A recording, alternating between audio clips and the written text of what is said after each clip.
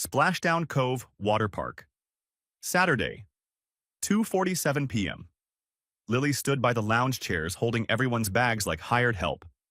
Her cousins were in the wave pool. Jake, 10 years old, launched himself off the edge with zero fear. Emma, 8, chased him with a foam noodle, shrieking that high-pitched joy kids have before life teaches them restraint. Lily just watched them. She wore her purple swimsuit with the flowers, the one she'd spent 20 minutes choosing at Target 3 months ago. Goggles sat pushed up on her forehead. Flip-flops lined up neatly beside the chair. Ready to swim for the past 20 minutes. I stood 10 feet away near a fake palm tree, pretending to check work emails. "Grandma, can I go in now?" Lily's voice came out small. Careful. The way kids sound when they've been told no twice but still have enough hope left for a third try.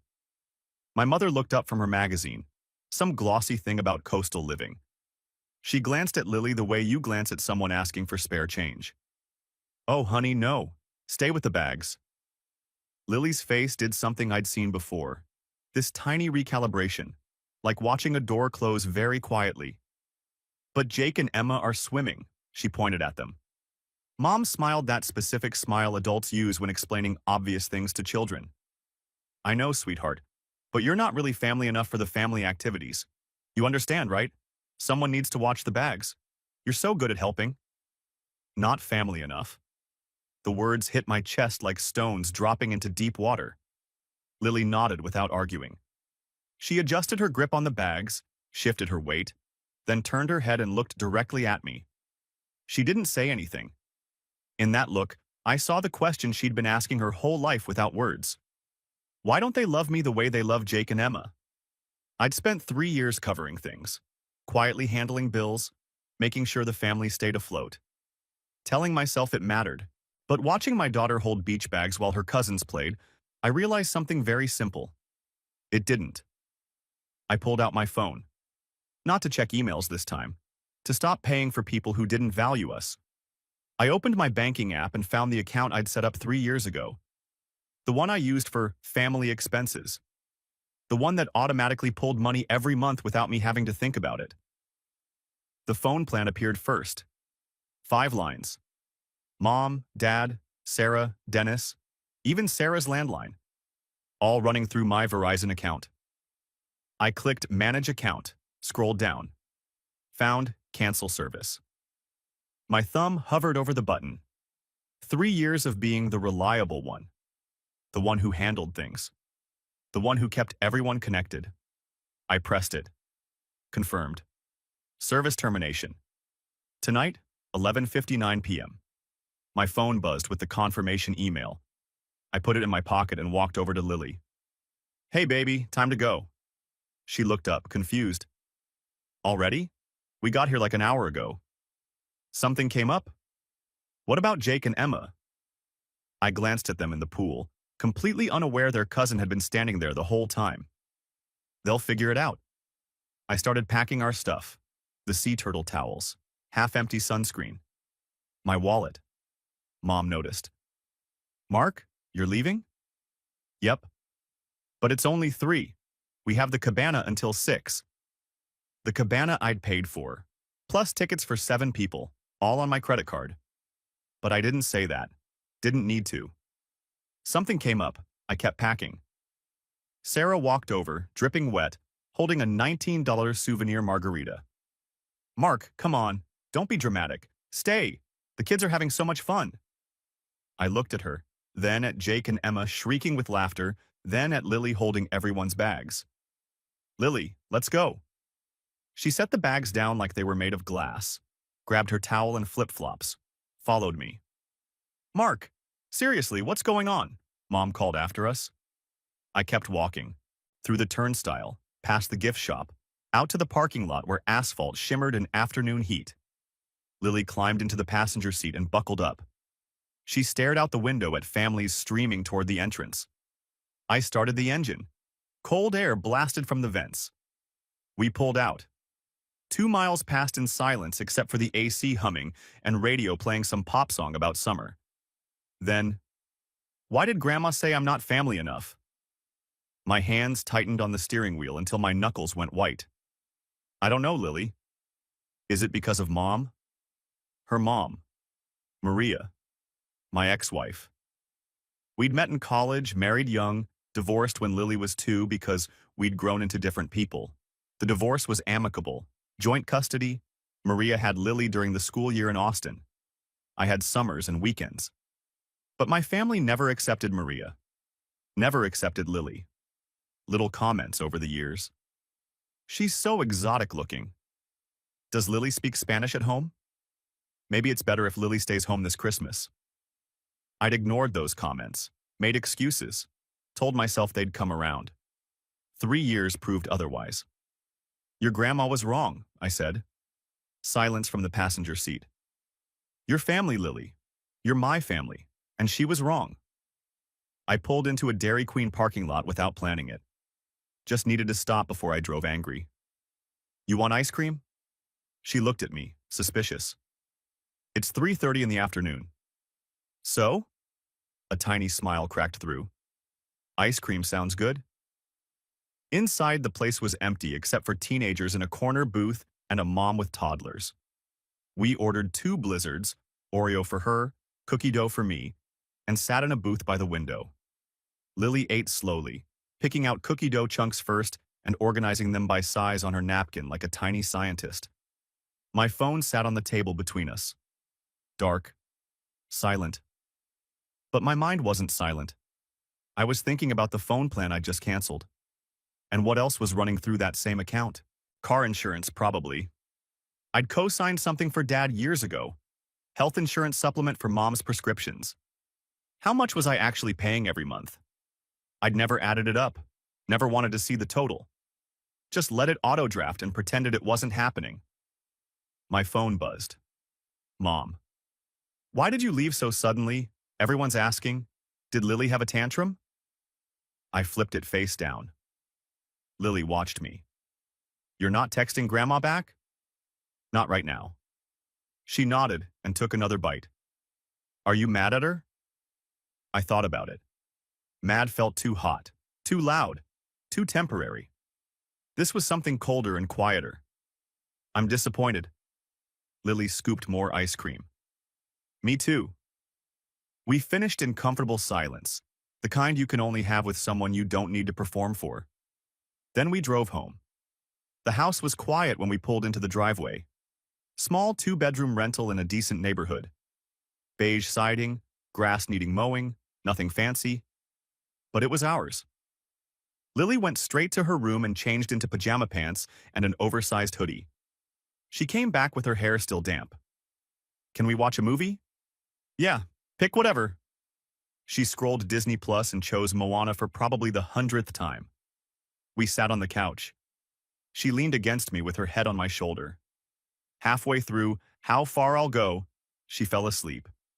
I could feel her breathing slow down. My phone lit up on the coffee table. Mom. Mark, seriously, what happened? Call me. Sarah. Did Lily have a meltdown or something? Dad. Your mother is upset. Call her. Messages appeared one after another. All of them asking what went wrong. None of them asking what they'd done. I let Moana finish. Carried Lily to her room. She barely stirred. I tucked her in, pulled the blanket to her chin, turned on her turtle nightlight. Back in the living room, I opened my laptop. Logged into my banking app. Found the family expenses account. Started scrolling through auto payments. Verizon, 5 lines, $280 per month. Status, canceled. State Farm, parents' car insurance, $340 per month. Status, active.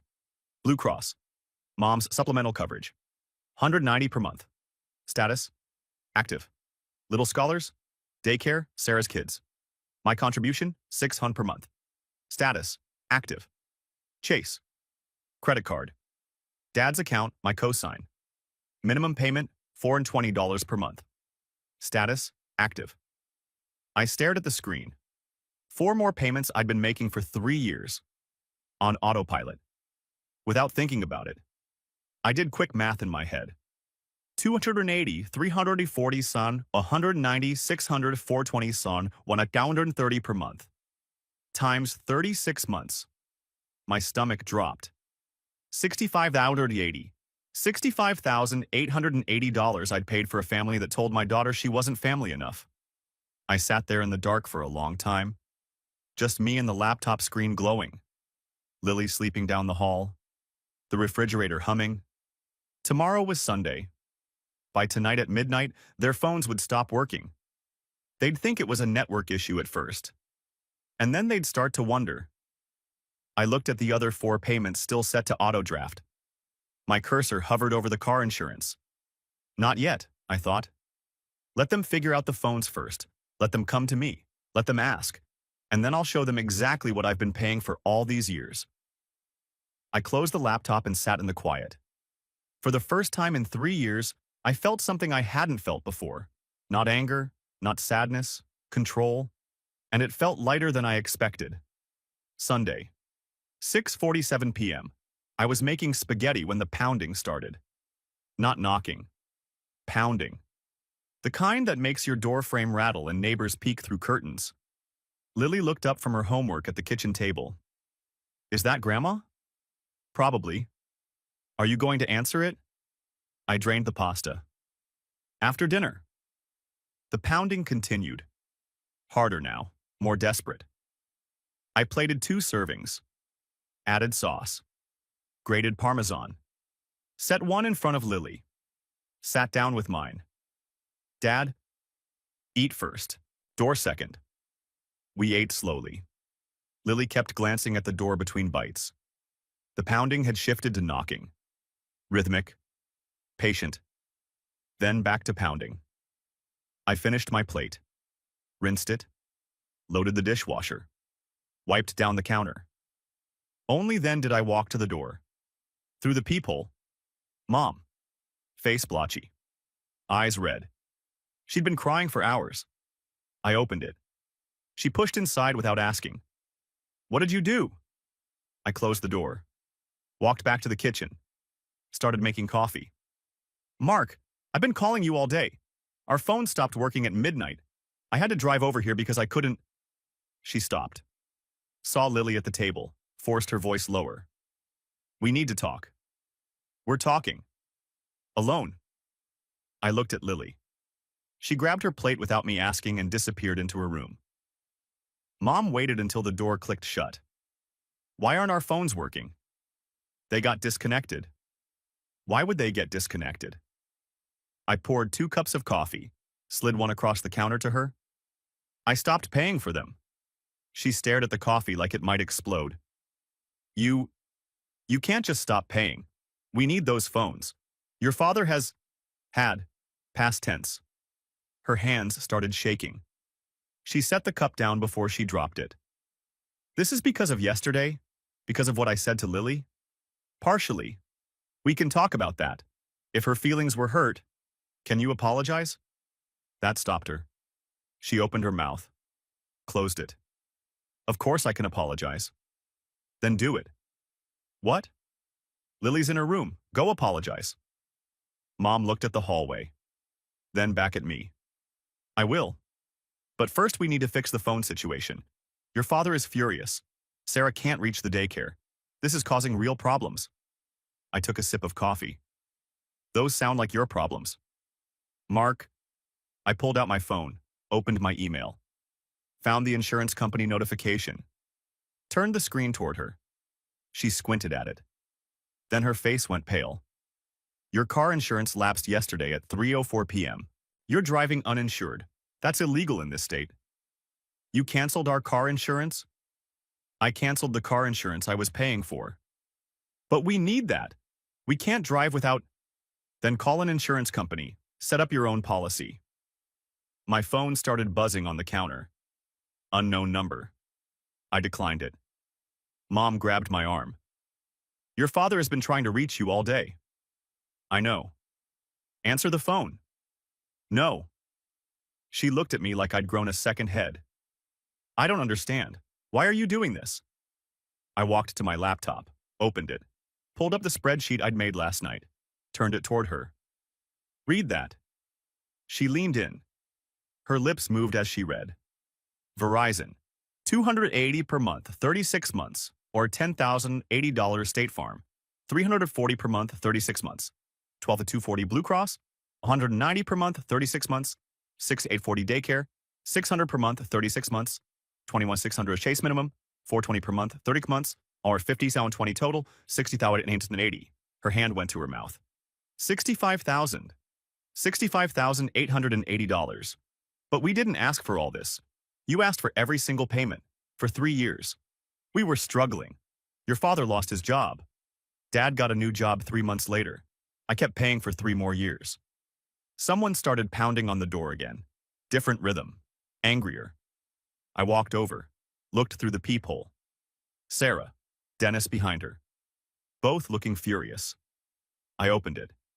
Sarah stormed past me. Do you know what I woke up to this morning? An email from Little Scholars. Payment declined. Account past due. They're dropping Jake and Emma tomorrow if I don't pay the full balance.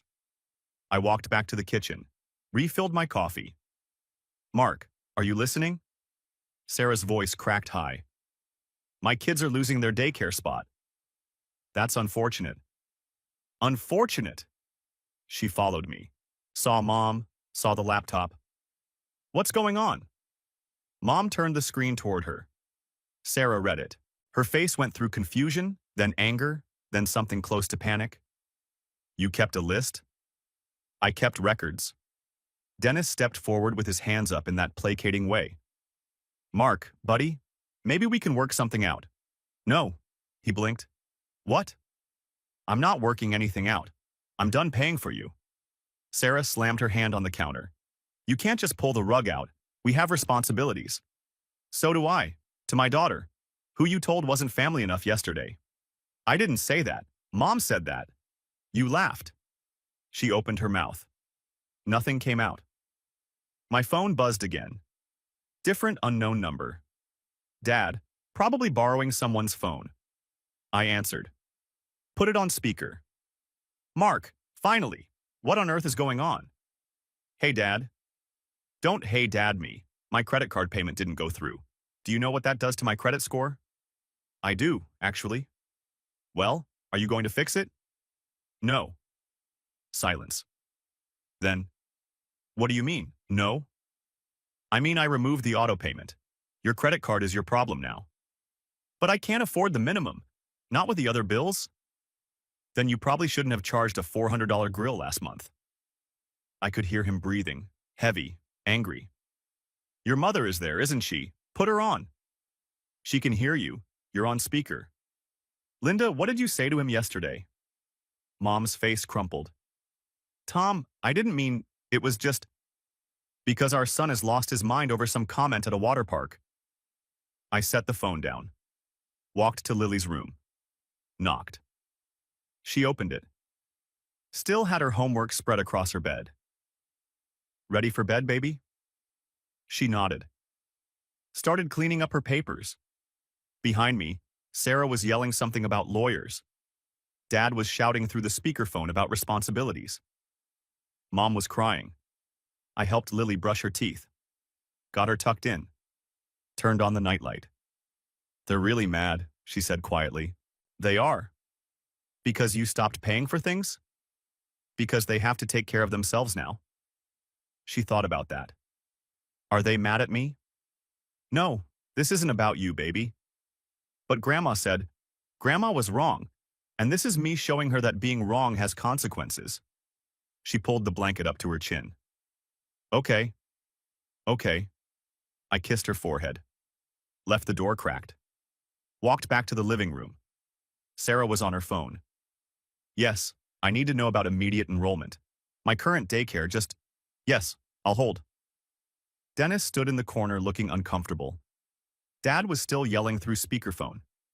I picked it up, took it off speaker, held it to my ear. Ungrateful piece of... I'm hanging up now. Don't you dare!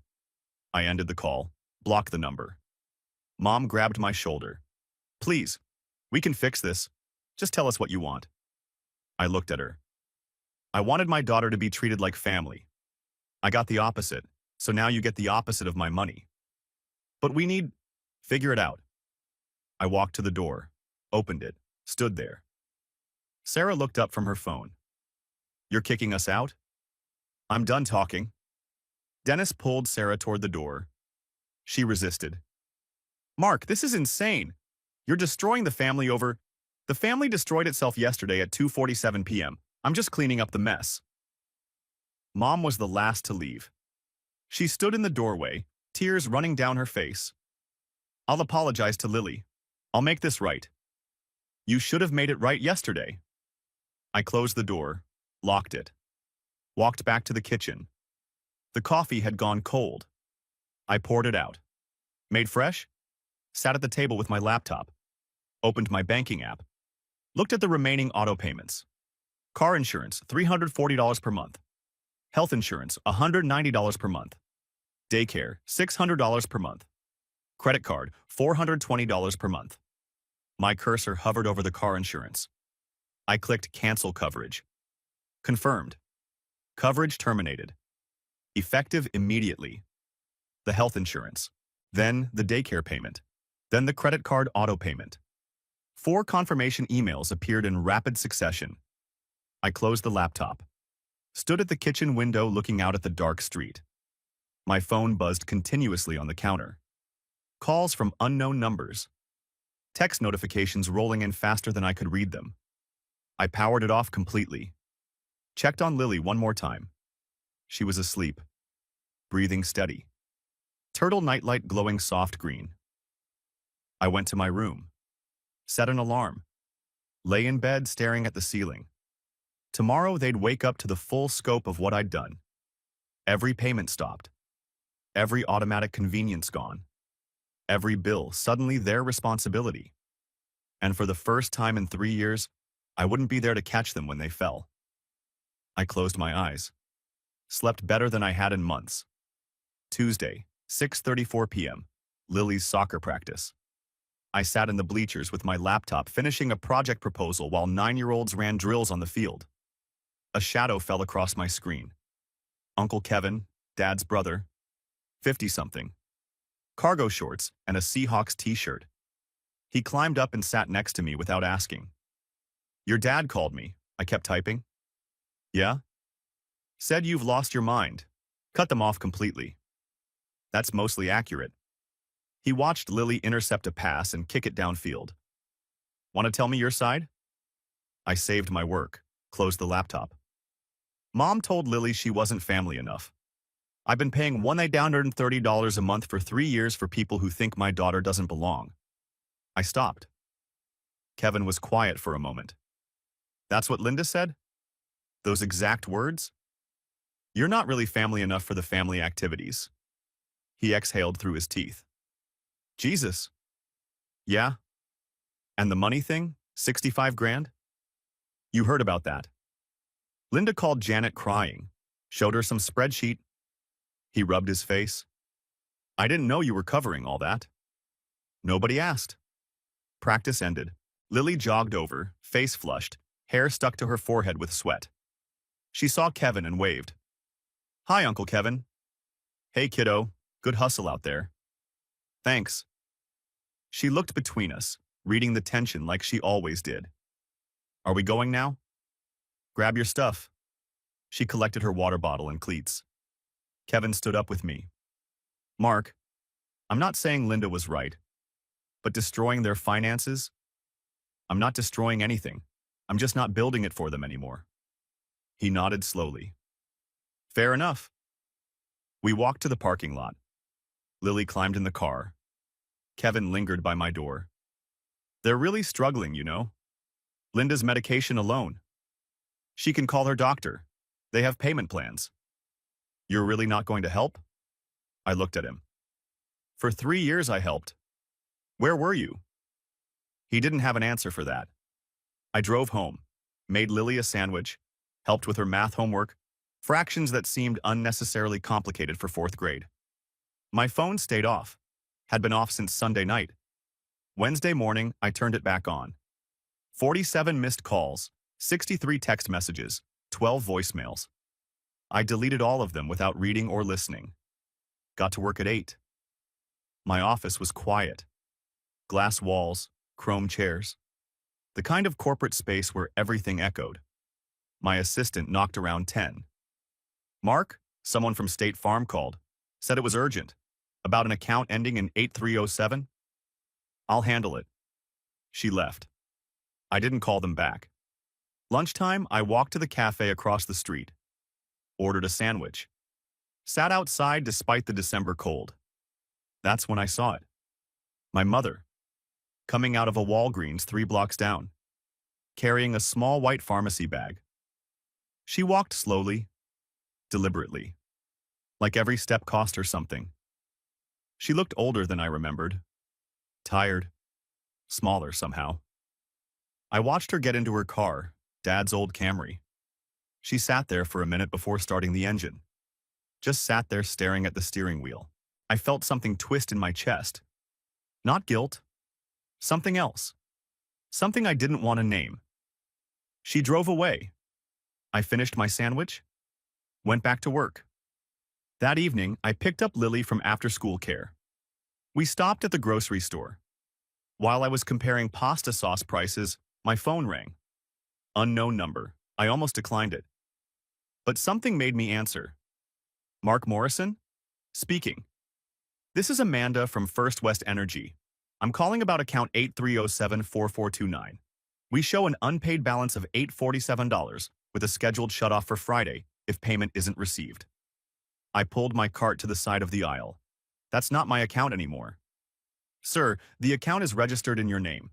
The property owner contacted us about transferring it, but they need your signature to... I'm not signing anything. Sir, without your authorization, we can't transfer the account. And if payment isn't received by Friday, we'll have to disconnect service. Then disconnect it. Pause. Sir, I should mention there are minors living at this address. Your niece and nephew? Disconnecting heat in December could trigger a welfare check. I hadn't thought about that. Jake and Emma. 5 and 7 years old. The woman on the phone kept talking. We're required to notify Child Protective Services when heat is disconnected at an address with children under... How much to keep it on through December? The current balance is $847. Then monthly charges would resume at... If I pay the current balance, what happens to the account? It remains active under your name unless you authorize a transfer. I stood there in the pasta sauce aisle doing math. $847 to keep Jake and Emma from freezing, to keep Sarah from losing her kids. Send me the transfer paperwork, I'll sign it, but I'm not paying the balance. Sir, if the balance isn't paid, they'll pay it, or you'll shut it off, but I'm signing the transfer either way. I hung up. Lily appeared at my elbow with a box of mac and cheese. Who was that? Nobody important. You ready to check out? That night, I got an email from the utility company. Transfer authorization form attached. I filled it out, signed it electronically, sent it back. 20 minutes later, another email arrived. From Sarah. Subject. Really? The power company just called. Said you authorized a transfer but won't pay the balance. $847, Mark. That's what's standing between my kids and CPS showing up. Is this really what you want? For Jake and Emma to suffer because you're mad at Mom? I stared at the email. She was right about one thing. Jake and Emma didn't deserve this. But she was wrong about another. This wasn't about being mad. I hit reply. Typed one line. You have until Friday. Figure it out. Sent it. Thursday afternoon, someone knocked on my office door. Not my assistant. Someone else. I looked up. Sarah. Standing there in business casual. Hair pulled back. Eyes red, but makeup covering most of it. How did you get up here? Told reception I was your sister. They didn't ask questions. She closed the door behind her. Sat down across from my desk. We need to talk. We really don't. Mark, I'm begging you. Her voice cracked. I called everyone. Mom's friends, Dennis's parents, his brother. Nobody has $847. I can pay $200 right now and maybe another $300 next week. But the power company won't do a payment plan until the account is current. That sounds like a problem. It's my kids, Mark. Several heads turned outside my glass office. Sarah noticed. Lowered her voice. Please. I'll pay you back. I swear. Monthly payments. Whatever you want. Just don't let them shut off the heat. I leaned back in my chair. Where's Dennis? Working. Why? His insurance sales. How's that going? She looked away. It's been slow. Slow enough that you can't come up with $847 between the two of you? We have bills, the mortgage, car payments. Right. Bills, responsibilities, things adults handle. She stood up. You know what? Fine. Don't help. Let them shut it off. Let CPS come.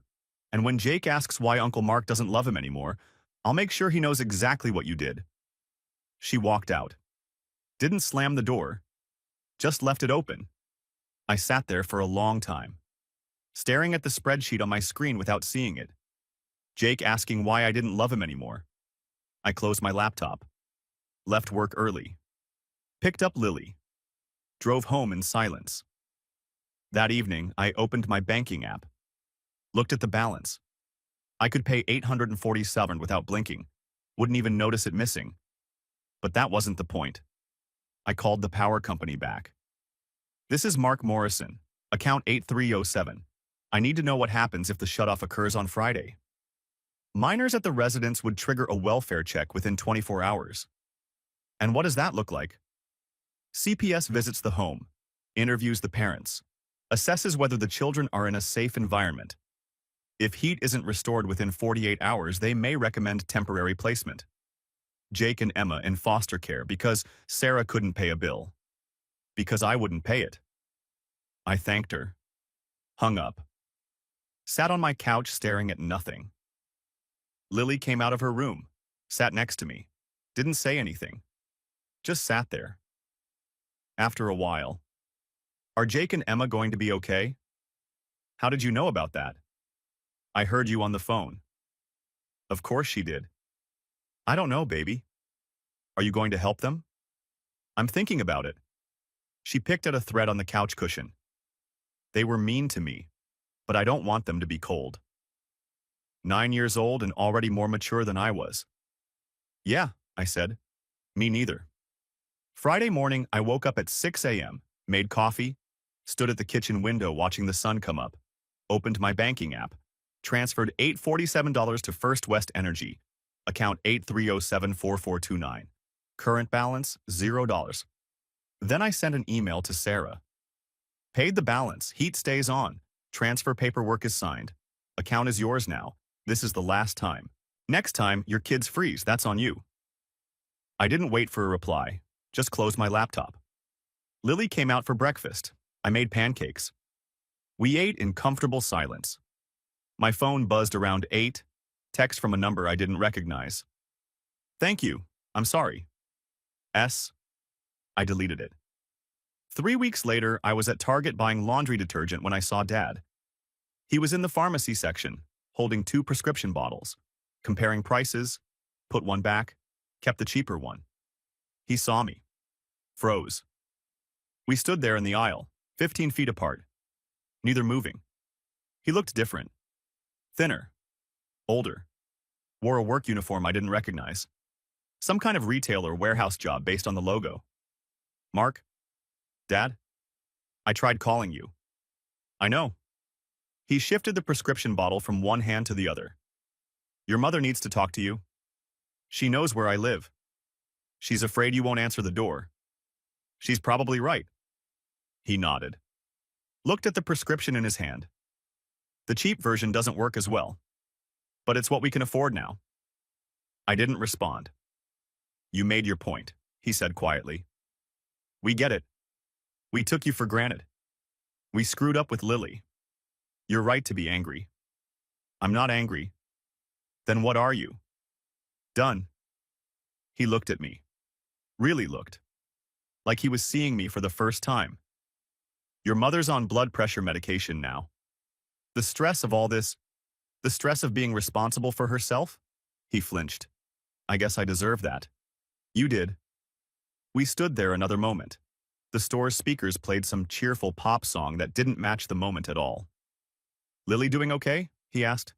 She's fine. Good. That's good. He cleared his throat. I should go. Your mother's waiting in the car. He started to walk away, stopped, turned back.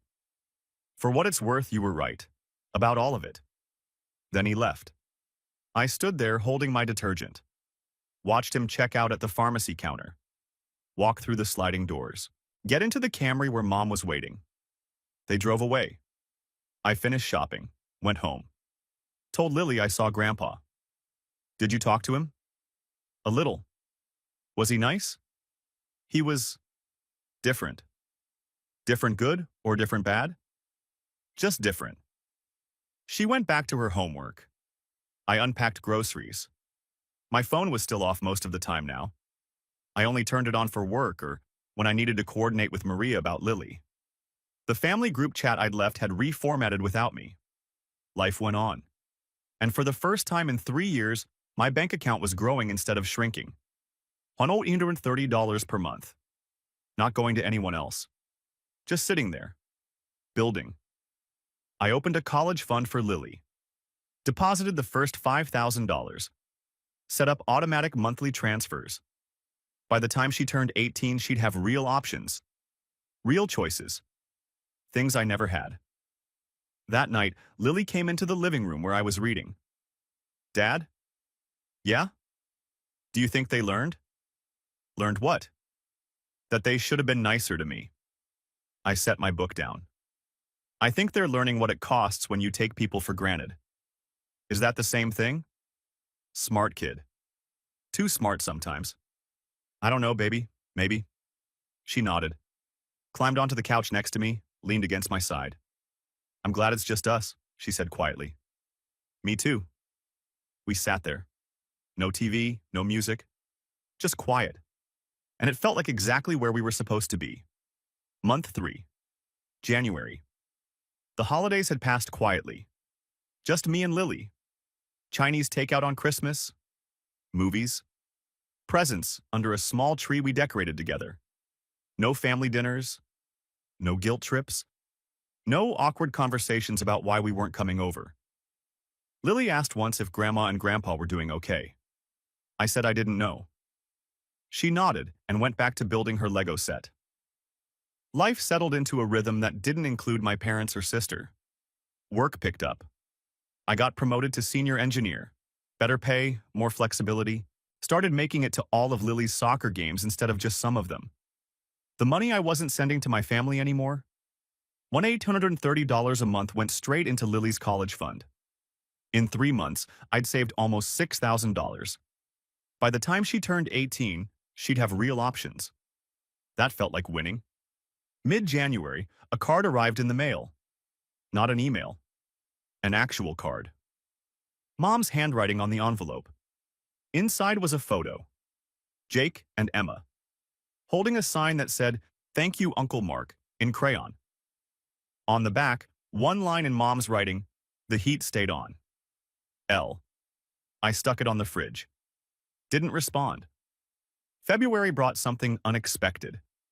Uncle Kevin called. Not from a borrowed phone. His own number. Christmas in July party at my place. End of February. Just a few people. I'm inviting you and Lily. I don't think so. Not your parents? Not Sarah? Just me, Janet, the cousins? People who aren't part of the mess. Everything's part of the mess now, Kevin. Mark, you've made your point. You set boundaries. I respect that. But Lily shouldn't miss out on all family stuff because the adults screwed up. That landed. Lily hadn't seen extended family since November. She hadn't asked about it, but I'd noticed the absence. Quieter weekends. Fewer texts from cousins. I'll think about it. Fair enough. Doors open. I asked Lily that night over pizza. Uncle Kevin invited us to a party. No grandma or grandpa, just Kevin's family. Want to go? She wiped sauce from her chin. Will people be weird? Maybe. Will they be mean to me? Not if I'm there. She thought about it.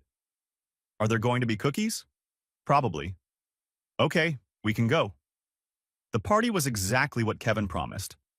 Small, low-key, his kids home from college, a couple cousins I actually liked. Nobody mentioned the drama. Lily played with Kevin's daughter's new kitten, smiled, laughed even. The kind of real laugh I hadn't heard in months. Around 8 p.m. my phone buzzed. Text from an unknown number. Photo attached. Mom and Dad sitting on their couch, holding a small wrapped box. Tag visible. For Lily. Message. We understand if you don't want us there, but we wanted her to have this. Kevin can give it to you. Merry Christmas, Mark. I showed Kevin. He nodded. They dropped it off last week. Made me promise not to push you, just to let you know it exists. What is it? No clue. Didn't ask. He brought me the box. Silver paper, green bow. Tag in Mom's handwriting. To Lily. Love, Grandma and Grandpa. Lily saw it. Her face went carefully neutral. What's that? Your grandparents sent something. Oh. You don't have to open it if you don't want to. Can I open it later? Whenever you want. Or never. She took the box, turned it over in her hands. Put it in her coat pocket without another word. We left around 9, said our goodbyes. Lily thanked Janet for the cookies and asked if she could visit the kitten again. In the car, Lily pulled out the present. Studied it under the streetlights passing overhead. Are you going to open it? I asked. I don't know yet. That's okay? We drove home through late winter rain, the kind that makes everything look blurry and uncertain. Lily set the present on her dresser that night. It sat there for 3 weeks, wrapped, untouched. Then one Saturday morning in March, I heard her door open. She came into the kitchen holding it. I'm ready. I sat down at the table. She sat across from me, unwrapped it slowly, carefully, saved the paper. Inside was a silver bracelet, small, delicate, a charm shaped like a turtle, her favorite animal, because of her ocean conservation thing. She held it up to the light. How did they know I liked turtles? I don't know. Maybe they asked someone. Maybe they remembered. I didn't think they paid attention to stuff like that. Maybe they're trying to pay attention now. She put the bracelet on. It fit perfectly. It's pretty. It is. Does this mean I have to talk to them? No. Gifts don't come with obligations. She touched the turtle charm. Ran her finger over it. Okay. She wore it to school that day. Wore it to soccer practice. I noticed her touching it sometimes when she thought I wasn't looking. It didn't fix anything. One bracelet couldn't undo 3 years of being treated like she didn't belong. But it was something. April brought a different kind of message. Email from Sarah. Subject. I'm sorry. Mark, I've been thinking about what you said. About Lily at the birthday party. About Christmas gifts. About all of it. You were right. We treated her like she didn't belong. I treated her like she didn't belong. I'm sorry. Tell her I'm sorry if you want. Or don't.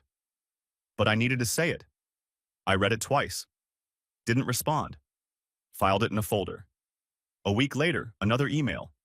Photos attached. Jake and Emma at a science fair. School project about renewable energy. Sarah's message. They asked about Lily yesterday. Asked why she doesn't come to family stuff anymore. I told them the truth, that we weren't kind to her, and Uncle Mark decided it was better for her not to be around people who weren't kind. They cried, Jake especially. Said he missed playing with her. I don't know if that matters to you, but I thought you should know. I showed Lily the email.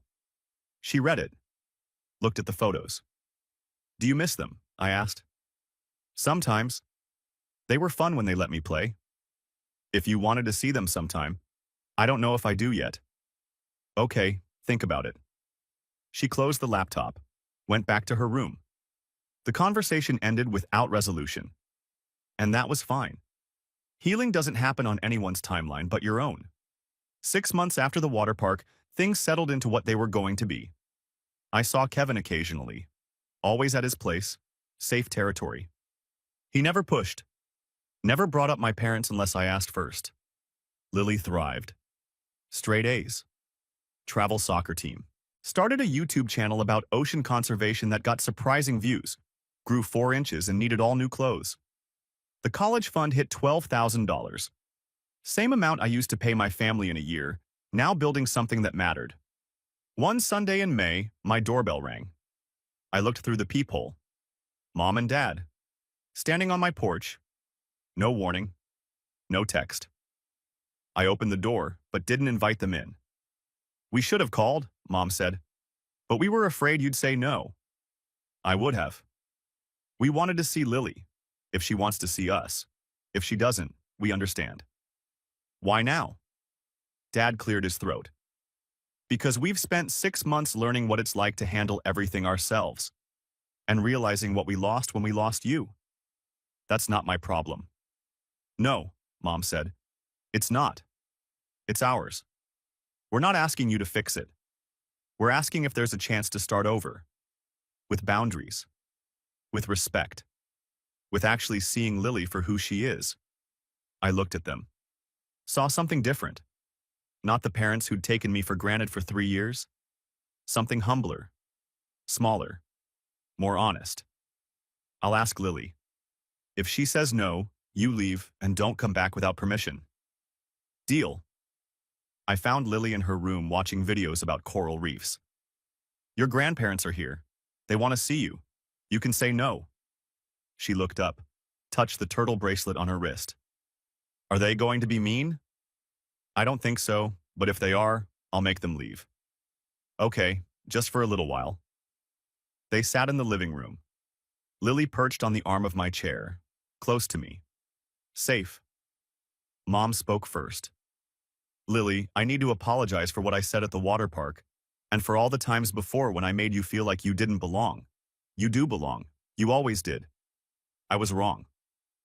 Lily didn't say anything. Just watched her. I'm in therapy now. Learning about my biases. Learning how I hurt you. It doesn't make it better, but I'm trying to understand so I don't do it again. Okay, Lily said quietly. Dad spoke. We're proud of you, Lily. Your grades, your soccer, your Ocean Channel. Kevin showed us. You're doing amazing things. Lily nodded. Still didn't smile. Thank you for the bracelet. I like turtles. We know, Mom said. Your dad told us. We should have known already, but we're learning now. They sat for another 10 minutes. Awkward. Careful. Then I walked them to the door. Thank you for letting us try, Mom said.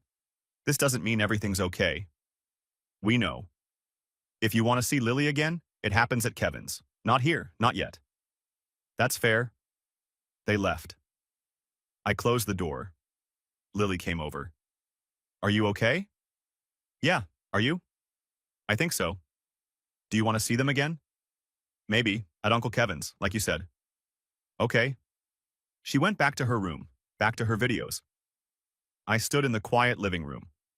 Looked at the college fund statement on my laptop. 12,147. Looked at my calendar. Lily's soccer tournament next weekend. Parent-teacher conference on Tuesday. Movie night Friday. A life that worked. A life that was ours. Maybe someday my parents would be part of it again. In a smaller way. A healthier way. With boundaries that protected instead of trapped. Maybe they wouldn't. Either way, Lily and I were okay. More than okay. We had each other. We had our routines. We had a future I was building for her 1 month at a time. Some families are born. Some are built. Ours was both. Just smaller than it used to be. Stronger for it. And that was enough.